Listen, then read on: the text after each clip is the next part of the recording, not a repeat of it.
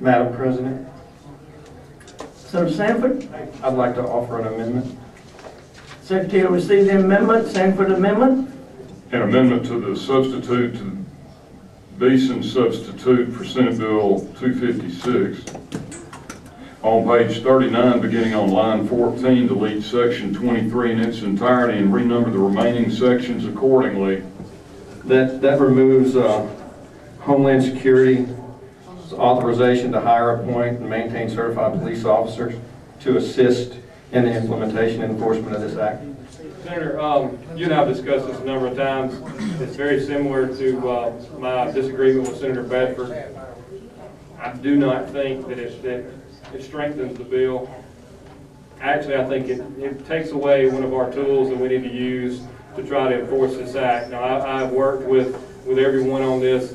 The original proposal had given Homeland Security a broad scope, would allow them to do a number of things outside of the immigration effort. But what we came back and did to try to make this better was we limited Homeland Security to only having arrest authorities in the enforcement of this act, and it's actually sunsets in 4 years, and the only way it could be continued on would be to pass another state statute, which is not going to be that easy to do. This is a very limited number of people, and it is my belief that the Alabama Department of Homeland Security is one of the main keys to making sure this act is enforced. And I know you and I disagree with that, and we disagree with the scope of what the Alabama Department of Homeland Security is, but I firmly believe that they need to be able to do the things they need to do to move the ball down the field to try to deal with this issue. And that's really probably all I have to say about it, and we'll let the Senate vote. But I would ask that the senators please vote no on the adoption of this amendment so we can continue to do what we need to do to deal with the illegal immigration issue. And I understand your disagreement with me, and I do respect that, Senator, but my concern is when Homeland Security in Alabama was first formed, they were not given law enforcement authority. They were basically enacted as an intermediary between local law enforcement agencies and state agencies, where they could be kind of a clearinghouse for information. They gather and apply for grants, and then they disperse that throughout the community to companies, law enforcement agencies, and to, at this point, expand. For me, this is an expansion of government. You know, as a conservative who champions limited government and tries to keep it reasonable and responsible, I'm afraid that this is telling all the rest of the law enforcement agencies across the state, local police officers in the city, county sheriffs, the state police, and the multiple other agencies that have law enforcement capability, that they're not able or they're not willing to enforce the laws as written in the state of Alabama. And I just don't believe that to be true. I believe that my local police enforcement are perfectly capable to follow the law and enforcement as we pass it, and that we don't need to haphazardly give another. I know it's limited, and I heard they only want 2 or 3 people to help enforce this, but I don't think we need a renegade police force that's going to come barging into businesses or to church functions to see whether or not we got a bunch of illegal aliens at a church function. The amendment that we just dealt with concerns me. I have a Bible study in my restaurant on Thursday mornings when I'm not in the Alabama Senate. Might be considered a church function. It's my mission field. This is as a Christian, I try to. Yeah, I think we just exempted it. Yeah. So I might have to apply for official church status so I can hire illegals in my barbecue restaurant. I'm gonna read a little bit from the page of the Alabama Department of Homeland Security, and I'm going to say this because I think we need to ask ourselves a question, and this is what this statement's going to say. Alabama's Homeland Security Department is staffed and organized to mirror, I'll repeat, to mirror the United States Department of Homeland Security. I'm really not sure that we want to give the United States Department of Homeland Security police power to come barging around all over.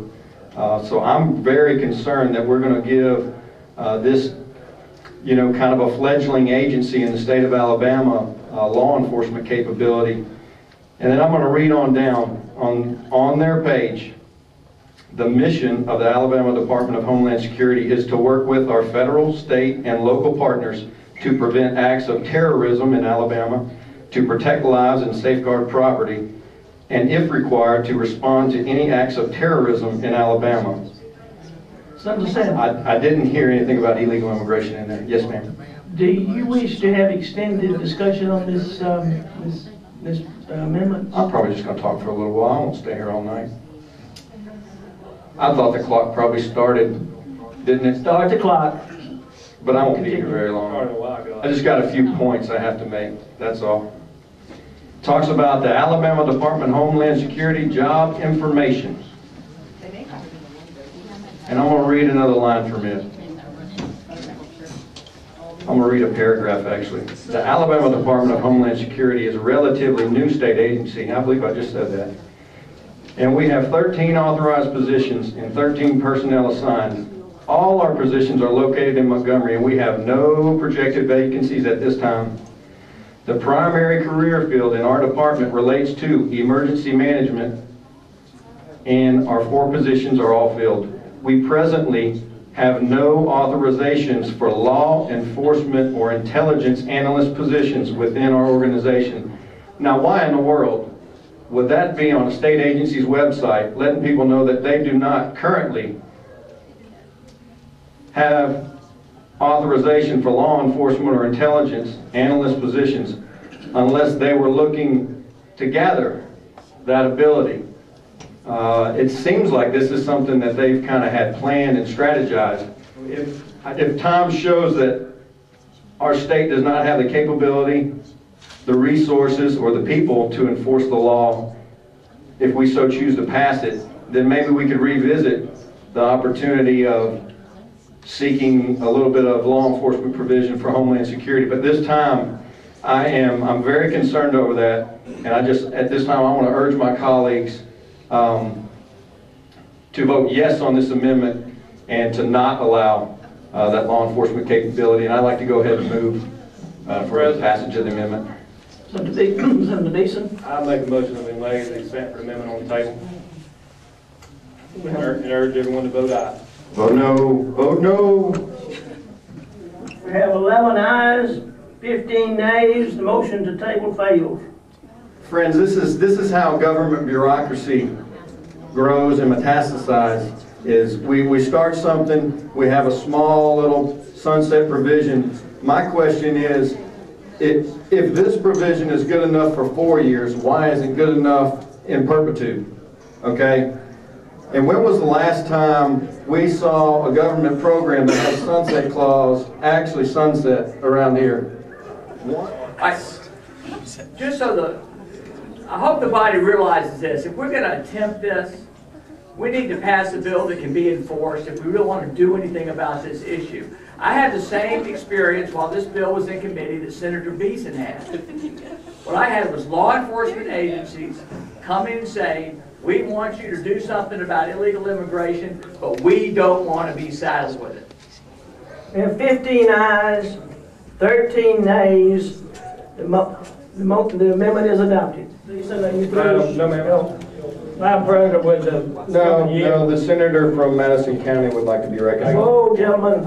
Governor. Wait a minute. Senator Beeson has the floor. Yes, ma'am, and I would like to yield the mic to Senator Dial. Senator Down. Madam President, Madam I like having... Are you not going to recognize me after I politely stood over here? Madam President, having voted on the prevailing side... Point of order, please. Point of order. The amendment was adopted. The senator has requested a point of order. State your point, sir. Madam President, I politely waited over here for my turn at the microphone without being rude, and my fellow senator over here like to nudge his way in. I would appreciate it if I could be recognized. The chair recognizes Senator Beeson. Mr. Beeson, the chair has recognized Senator Dow.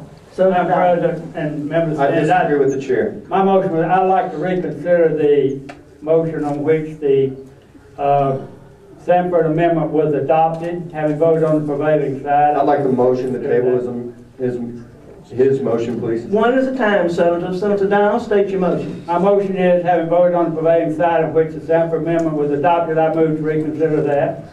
We have a motion to reconsider. I like the motion to lay it on the table, please.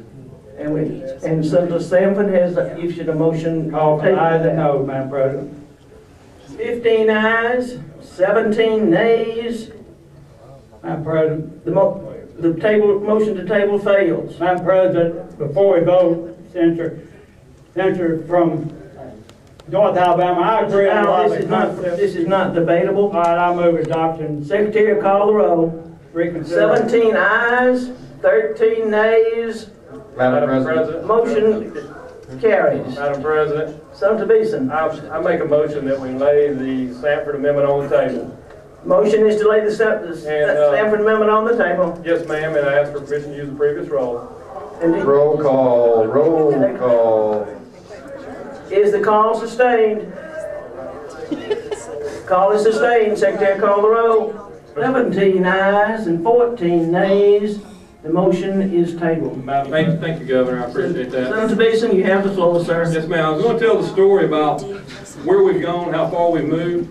Point of order. 4 years ago, when we began talking about doing something about it. Gentlemen, state your point. Madam President, I'd like you to clarify this. I asked a question, if he was on the clock, you said no.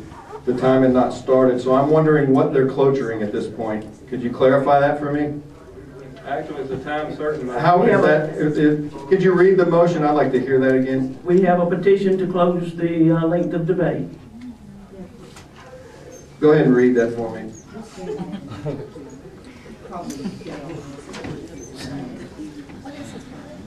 Did anybody read anything? Senator Beeson has the floor. Thank you, Governor. Thank you very much. Would the kind senator let me speak during this time?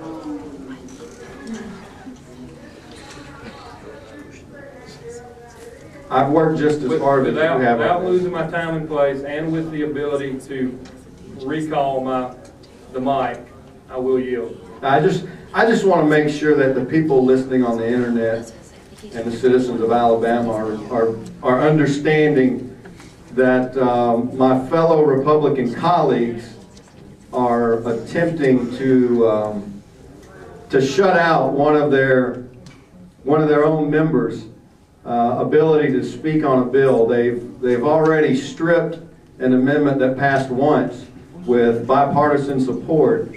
And I just want to make sure that anybody that's listening across the state is kind of understanding that I believe what we're seeing is the dawning of the age of big government Republicans in Alabama.